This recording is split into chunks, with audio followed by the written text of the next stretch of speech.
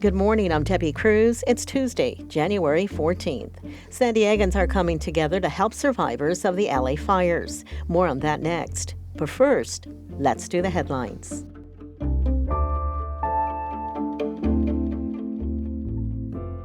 A red flag warning for the county's mountains and valleys is in effect until 6 p.m. tomorrow.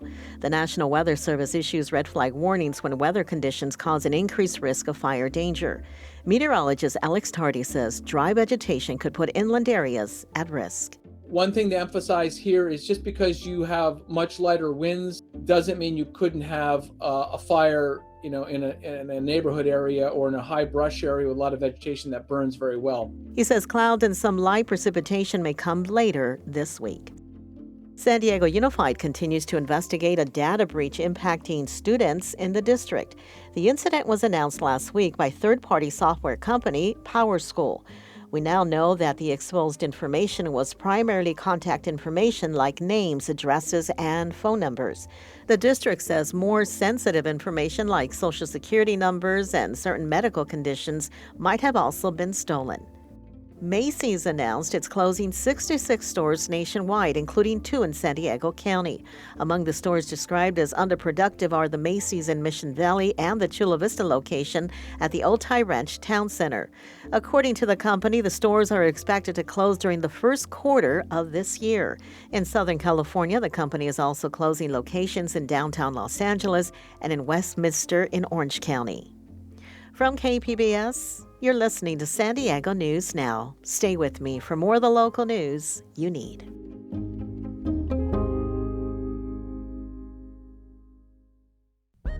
Now on the Finest podcast, the NPR Tiny Desk Contest. We highlight our favorite local entries and hear from the artists who made them. We're just very tired of hearing music that doesn't represent the people or is very nonsense or just dumbing people down. Listen now wherever you get your podcasts.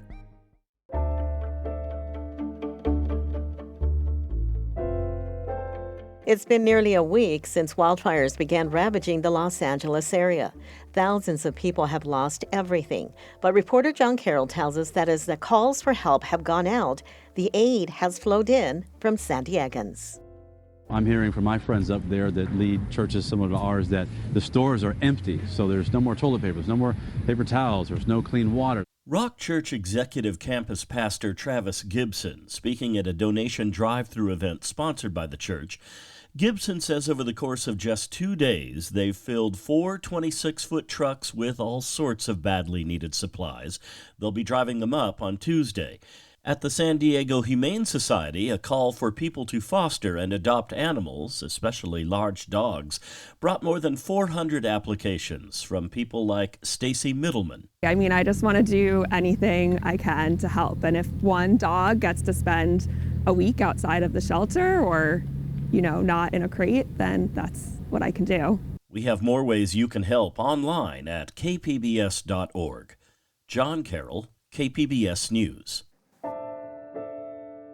Rebuilding from the historic fires in LA will come at a steep price. I spoke with reporter Tanya Thorne about how the insurance industry will handle the aftermath and what residents can do now.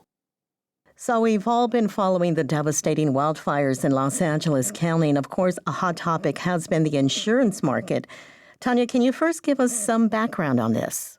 So the insurance market in California was already shaky. We've been seeing companies like Farmers Insurance, Allstate, State Farm offloading California clients and canceling policies because of the fire risks in California. So what homeowners were left with were little options, such as limited coverage or double or even triple the rates for fire coverage.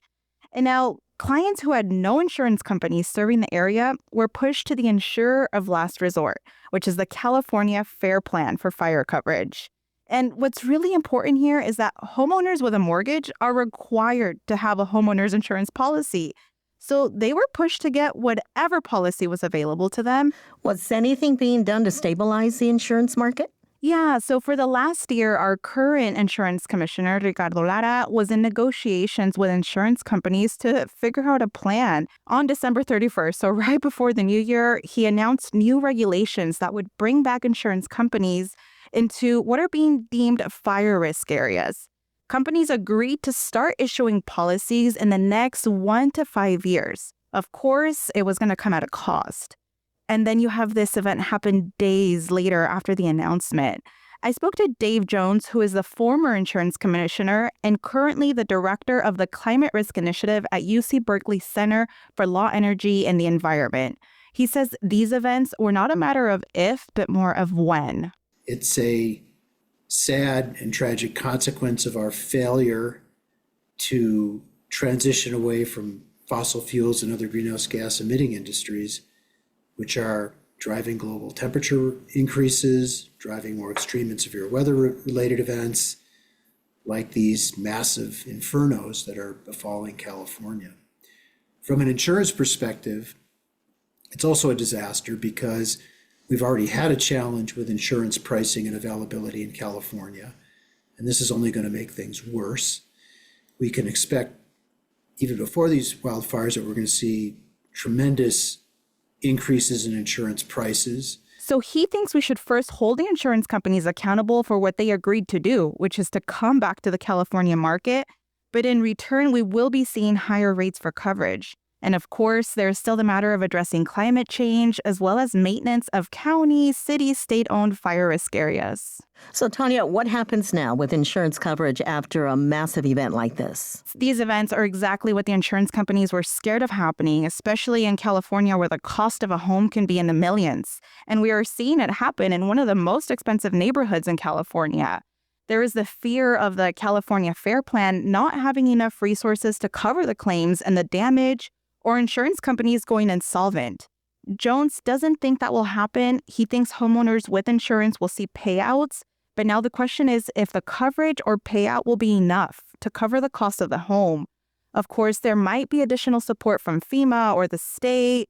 He is questioning federal assistance with the incoming Trump administration. Here is Jones again. So we're probably not going to have a federal partner, but we're big enough as a state to help communities rebuild.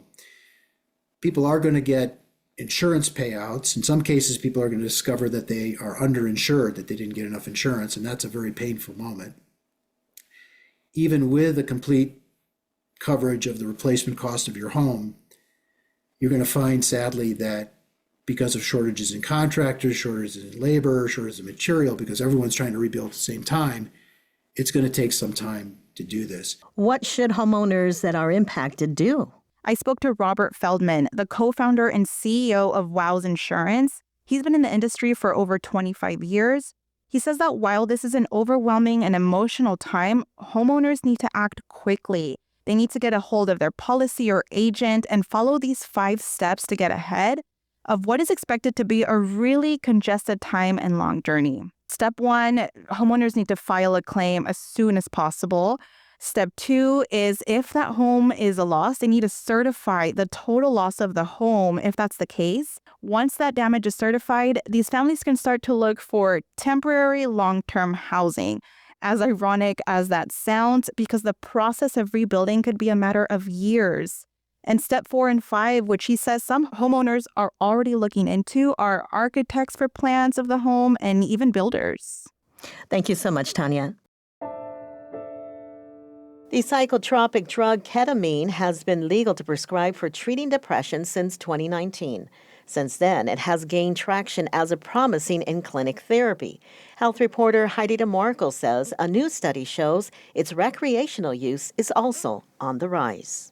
A study by UC San Diego researchers show recreational ketamine use has increased by 150% in the last 10 years. Dr. Arslan Assam isn't surprised. He was not involved in the study, but has been treating patients with the psychotropic drug for years. I think, unfortunately, now with telehealth, it can be a little too easy. There's a lot of companies that are trying to monetize this space. The biggest increase in recreational use is among adults between 26 and 34, and those with a college degree. He says the growing use outside of medical settings is concerning. The drug carries risks like anxiety, nausea, disassociation, and even bladder damage. I think it's great for access and convenience, but you are now suddenly putting ketamine in patients' hands without necessarily a lot of supervision. So that is at risk for addiction. just like the opiate crisis happened, right? You have to have thoughtful prescribing. Heidi DeMarco, KPBS News. A change in network providers in the military's healthcare system has caused some issues since it went into effect January 1st. Military and Veterans Affairs reporter Andrew Dyer spoke to one doctor who says the change will impact patients. Active duty military members, their families, and military retirees often get their health care at military clinics. But when they need medical services outside of base, there's a network of civilian providers. For the last decade, HealthNet Federal Services provided the network in the West region. Now, the West is under Tri-West Healthcare Alliance. Mark Jesenowski, a psychologist in Fallbrook, says providers who are part of the old network aren't automatically going to be in the new one. It says on their website, you can sign up and you can become credentialed, but it's an approximate 6-month process, and they will let you know if they need you. So there's no guarantee. Service members also reported problems updating their information and getting through to customer service. Tri-West says more than 70% of its beneficiaries have been able to update their information and that it's increased its customer service staffing. Andrew Dyer, KPBS News. Some traditional stalwarts of the Democratic Party jumped ship in the November election. Public Matters reporter Amita Sharma says the exit was pronounced in southeastern San Diego, mirroring trends across the country.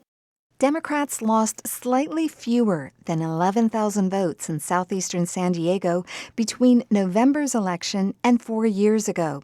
At the same time, Republicans gained 2,000 votes in the region. Ellen Nash, chair of the San Diego chapter of the Black American Political Association of California, lives in southeastern San Diego. She reports some local young voters have no allegiance to either party and believe the system has failed them. Black people in southeastern San Diego, if you look at the data, we're at the bottom in all categories: education, housing, employment, racial justice. Clarissa Martin of the Harvey Family Foundation says southeastern voters were less apt to buy Vice President Kamala Harris's economic agenda over President-elect Donald Trump's. When you wake up every morning and you're still living paycheck to paycheck, those tangible deliverables are what matters the most to people right now. Trump also got a boost from traditionally Democratic voters in swing states. More Latino voters cast ballots for Trump than in the past, and fewer Black people in those states voted Democratic. Amita Sharma, KPBS News. That's it for the podcast today. As always, you can find more San Diego news online at kpbs.org. I'm Tepi Cruz. Thanks for listening and have a great Tuesday.